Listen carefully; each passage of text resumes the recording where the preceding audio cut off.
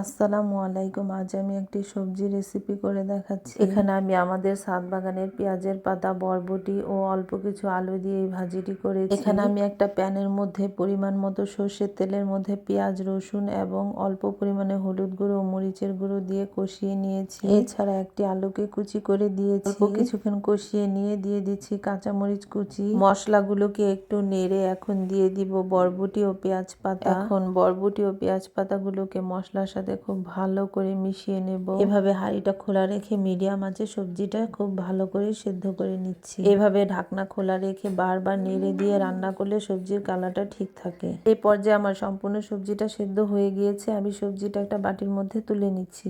এখন আমি সবজির উপরে কাঁচামরিচ দিয়ে সাজিয়ে নিচ্ছি। এই তো হয়ে গিয়েছে আমার খুব মজাদার বরবটি, আলু ও পেঁয়াজ পাতা দিয়ে ভাজি। এই সবজির ভাজিটি গরম ভাতের সাথে খেতে খুবই মজার হয়ে থাকে। ধন্যবাদ সবাইকে।